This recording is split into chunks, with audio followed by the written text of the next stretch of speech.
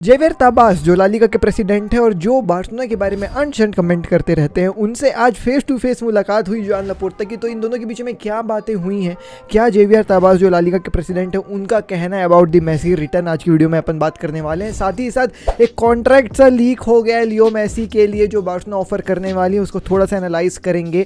Luis Enrique हो सकता है आपको चेल्सी ज्वाइन करते हुए ना दिखे, क्यों ऐसी बातें हो गई, मैं आज की वीडियो में आपको जो है वो बताने वाला हूँ। आज की वीडियो की लाइक टारगेट हम लोग रखते हैं 1000 लाइक्स। और हाँ, कमेंट कम करते हो यार, तो थोड़ा कुछ कमेंट करके जाओ। ये बताओ कि ये मेरे को बताओ कि ये वाली जर्सी कौन सी है, ये वाली जर्सी कौन सी है ये कौन सी जर्सी टंगी है, किस प्लेयर की जर्सी टंगी है, आप मुझे आज के कमेंट सेक्शन में बताएंगे। और जो मुझे सही आंसर देगा उसको मैं 21 रुपये का जियो का डेटा बूस्टर रिचार्ज करके दूँ।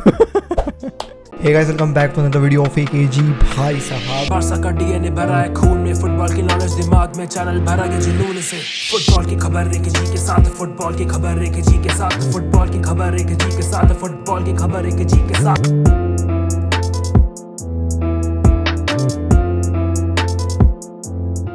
सबसे पहले लेट्स टॉक अबाउट कि क्यों भाई साहब अपन को लुइस एनरिके चेल्सी के कोच नहीं बनते हुए नजर आने वाले हैं। सो अभी रिसेंटली 2 हफ्तों में 2 बार लुइस एनरिके चेल्सी जा करके बातचीत करके आए हैं, उनका इंटरव्यू टाइप हुआ। एक बार ऐसी भी खबर आई थी कि उन्होंने पीपीटी प्रेजेंटेशन वगैरह दी है, अपने प्लान्स बताएंगे कैसे वो इस स्क्वाड से मैक्सिमम निकाल सकते हैं। तो ये इंटरव्यू के बाद जितना इनके बीच में आपस में बातचीत हुआ है, चेल्सी के मैनेजमेंट जो है वो खुश नहीं है लुइस एनरिके से। खुश क्यों नहीं है? क्योंकि लुइस एनरिके ने 2-3 चीज़ें मांग दी।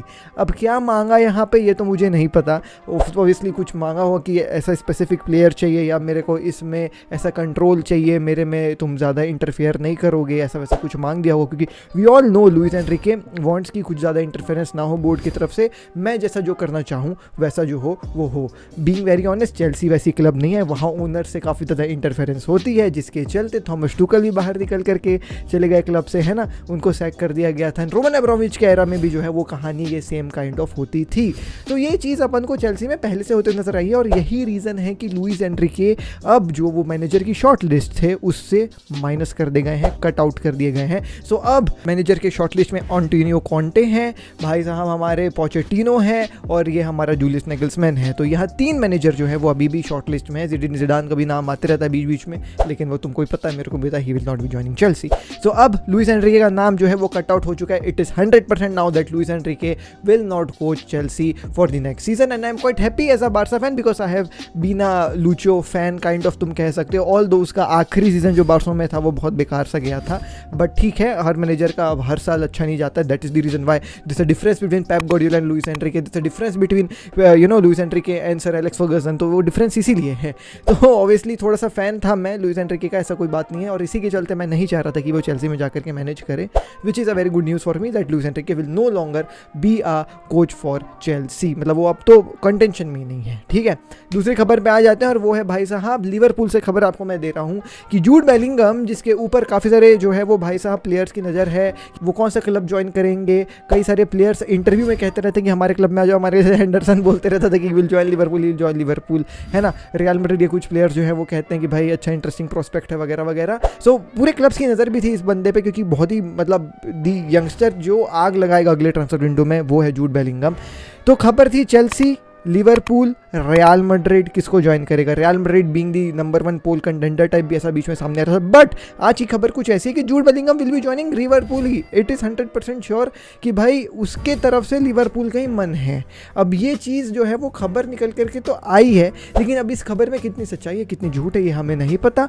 बीइंग वेरी ऑनेस्ट भाई, अगर मैं जूड बेलिंगम रहता तो मैं एक बार सोचता कि भाई रियल मैड्रिड क्या ऑफर कर रही है, बिकॉज बीइंग वेरी ऑनेस्ट यार, अगर मैं एक प्लेयर हूँ और अगर रियल मैड्रिड मेरे लिए इंटरेस्टेड है तो मैं एक बार सोचूंगा रियल मैड्रिड ज्वाइन करने का, बिकॉज जो वो ऑफर करते हैं वो कोई club in the world offer नहीं करती है। बट वो ना थोड़ा सा इंग्लिश बायसनेस हो रहा है वहाँ पे उस बंदे का, मुझे लग रहा है। इंग्लैंड का ये जूड बेलिंगम, तो he wants to stay in England, obviously home country nationality है। And Liverpool being very honest, एक ऐसा समझ में आ रहा है कि यार उनकी प्रोजेक्ट है फ्यूचर के लिए, है ना। यंगस्टर्स हैं फ्रंट लाइन में, ठीक है, डार्विन नूनेस हो गया, लुइस डियाज हो गया, तुम्हारा क्या बोलते हैं गैप्को हो गया, तो एक फ्रंट लाइन में यंगनेस है, मिडफील्ड में यंगनेस अगर साइन हो जाएगी तो डिफेंडर वर्जिल वैन डाइक है, दोनों विंगर्स जो उनके फुल बैक्स है वो भी यंग है, ट्रेंट और रॉबर्टसन, एक आध दो डिफेंडर और अच्छे साइन कर लेंगे, मिडफील्डर्स में जो है वो अच्छे प्लेयर्स आ जाएंगे, जूड बेलिंगम आ गया, खबर ये भी मेसन माउंट भी आने वाला है, तो मेसन माउंट, जूड बेलिंगम, इन लोग सब रहेंगे तो यार एक इंग्लैंड टाइप की माहौल बन जाएगा, तो उसको कंफर्टेबल बनेगा लिवरपूल में रहना, इसमें नो डाउट है। बट यार अगर मैं स्पोर्टिंग प्रोजेक्ट के हिसाब से देखूं और मैं जूड बेलिंगम रहता तो मैं लिवरपूल के बजाय रियल मैड्रिड ज़्यादा प्रीफर करता। तुम किसको प्रीफर करते, लिवरपूल या real Madrid? Let me know in the comment section down below.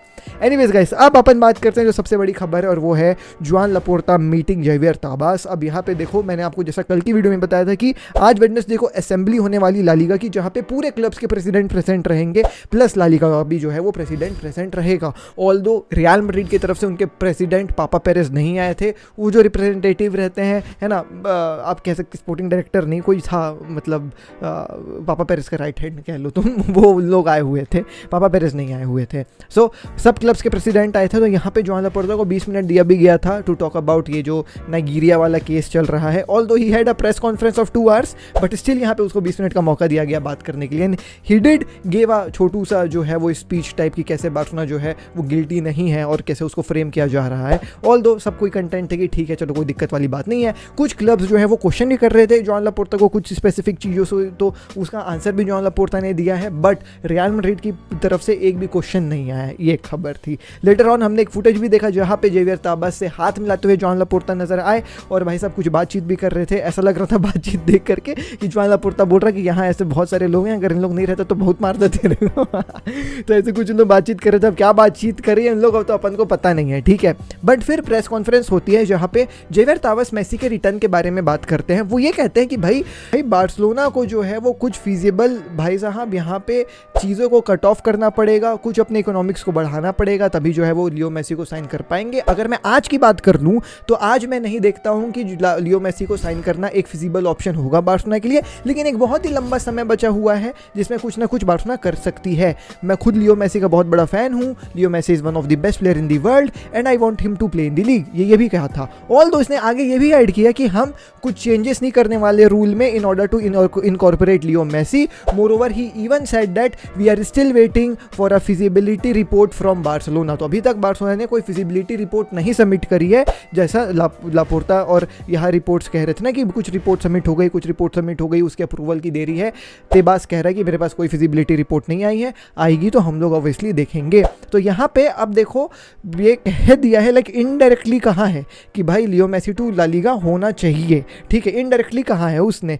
लेकिन कहीं ना कहीं अब आपके मन में ये सवाल आ रहा होगा कि भाई बार्सिलोना कैसे मैनेज करेगी। तो आज की अगर मैं रिपोर्ट्स के मान लूँ तो बार्सिलोना जो है वो अपने बार्सा स्टूडियोज का 24 से 49% बेचने के लिए तैयार है, और इस चीज़ के बाद उन लोग जो है वो पैसे जनरेट कर लेंगे, और वो जितना पैसा जनरेट करेंगे उस पैसों के बाद सैलरी कैप ऑब्वियसली बढ़ जाएगी और मेसी की आने की जो है वो चांसेस और भी ज़्यादा बढ़ जाएंगे। So Barcelona is planning to sell some of the part of their Barca studios का प्रोजेक्ट, जो ऑब्वियसली लीवर का ही जो है वो एक पार्ट था, बट उस समय उन लोग वो करे नहीं क्योंकि उनको नीड नहीं जो है वो समझ में आई। लेकिन अब in order to sign Leo Messi they are finding it कि भाई इसको अपन कर देते हैं। मोर ओवर मेसी के नए कॉन्ट्रैक्ट के बारे में अगर आपको बता दूं तो रिपोर्ट्स ऐसी आई हैं कि मेसी को 13 मिलियन पर सीजन का जो है वो भाई साहब सैलरी दिया जाएगा, which is way lower than what they are offering at this moment to Lewandowski. Dembele के आसपास की सैलरी जो है वो लियो मेसी को मिलेगी। मोर ओवर जो कॉन्ट्रैक्ट होगा वो होगा 2025 तक का, यानी कि लियो मेसी अगले सीजन आएंगे वो सीजन 2023 से 2024 का सीजन कहलाएगा,